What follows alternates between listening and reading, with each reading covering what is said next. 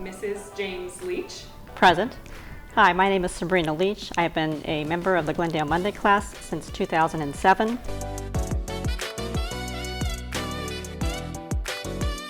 The Glendale Monday Class is the oldest continuously functioning women's club in Ohio. We have, all gamuts. We have attorneys, we have physicians, we have PhDs, we have nurses, we have, just a gamut of everybody. The Glendale Monday Class was started in 1877. Eleanor Kinmont started it. She invited 10 women to join her, and initially it was called the Glendale Literary Club. The purpose was for intellectual improvement and the recreation of its members. We usually have 2 papers that are presented at each meeting. The original papers, the women would discuss a topic, and then they would have, the women would go do research on the topic. They would go down to the Cincinnati Library, and that was I did a whole paper on that actually. It was a whole process. I remember one of the ladies talked about our daughters are doing good work. They called their research doing work. For papers, there's been all kinds. The papers are very varied. They're always interesting. You never know what you're going to get.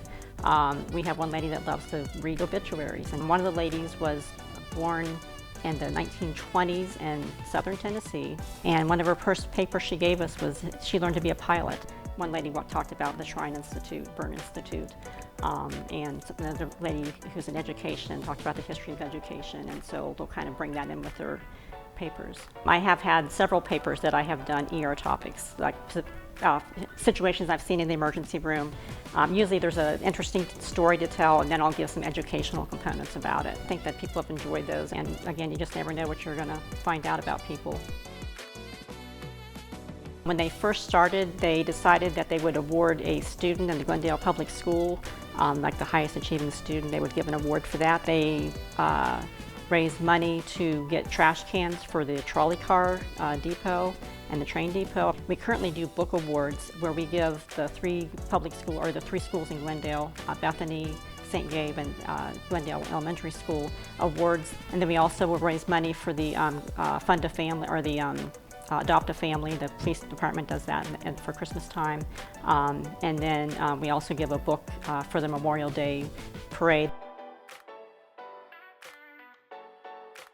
So I started becoming the archivist of the group probably around 2018 or so, 19. So I have a copy of the letter that we got from Susan B. Anthony. She turned 80 years old in 1900. And I guess a lot of the women's clubs across the country wrote birthday wishes to her. So she actually wrote us a letter, and she said that she thanked for the letter, and then she just talked about how the women of 4 states are now voting, that they're going to be voting at the ballot box, and then very soon women will be called upon to vote as well. From the very beginning, the women did a program ahead of time. First of all, they had committees for everything. If there was any type of topic they had to do, if they had to give flowers to somebody, they would have a committee. So they had a committee that did the programs, and they did them ahead of time. This is one from 1901, 1902. That's the oldest one that I have, or at the in the president's box. And it goes through, it lists the actual programs as far as who's going to present, and then also their topics. And again, we don't do the topics now. And then at the very end of this particular program, they actually listed the research, so somehow they knew ahead of time the books of reference. They had that ahead of time, which is crazy. That's another one. This is from 1928 and 29. So we've had several variations of this. This is from the 1980s and the 1990s. And then our current one.